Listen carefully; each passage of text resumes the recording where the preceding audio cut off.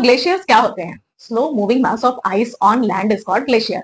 मतलब लैंड पर जब बड़ी बड़ी आइस की शीट्स या आइस मूव कर रही होती है बिल्कुल रिवर की तरह, तो उसे हम ग्लेशियर कहते हैं। ये नॉर्मली बर्फ के एक्यूमुलेशन, इकट्ठा होने की वजह से बनते हैं।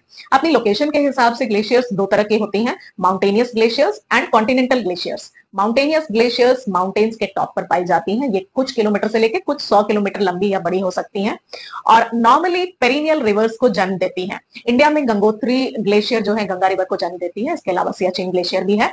Continental glaciers normally polar regions में पाए जाते हैं। ये बहुत ज्यादा वास्ट, बहुत बड़े होते हैं, हजारों किलोमीटर तक फैले होते हैं और इसका बेस्ट एग्जांपल है एंटार्क्टिका या फिर Greenland glaciers. Just like reverse, glacier भी सोर्स से लेकर के माउथ तक ट्रेवल करते हुए इरोजन या डिपोजिशन से डिफरेंट लैंडस्केप बनाती है। सबसे पहले अपने रास्ते में बहती हुई ये बनाती है U shape valley. U shape valley बनती है डाउनवर्ड एंड साइडवर्ड इरोजन से। मतलब ग्लेशियर अपने बेड का इरोजन तो करती है अपने टूल्स या सेडिमेंट्स से, लेकिन क्योंकि वो जमी हुई रहती है तो साइड्स का भी इरोजन करती है। तो इस तरीके से एक बहुत ही गहरी स्टीप साइड वाली वैली खड़ी हो जाती है जिसे हम कहते हैं यू शेप वैली। तो अपनी वैली में ट्रेवल करते हुए ग्लेशियर्स बेड में इरोजन करती रहती है वो रॉक्स और पेबल्स की मदद से। तो कभी कभी ऐसा एरिया होता है जहां हार्ड और सॉफ्ट रॉक दोनों होती हैं, तो सॉफ्ट रॉक ज्यादा इरोड होते हैं और इसके बेड में एक गड्ढे जैसी आकृति बन जाती है या आर्म चेयर जैसी चीज बन जाती है जिसे हम सर्क कहते हैं।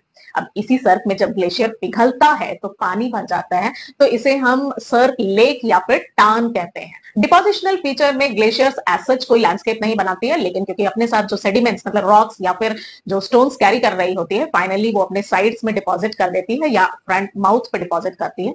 तो इन सेडिमेंट्स को हम मोरेन्स कहते हैं। That's all.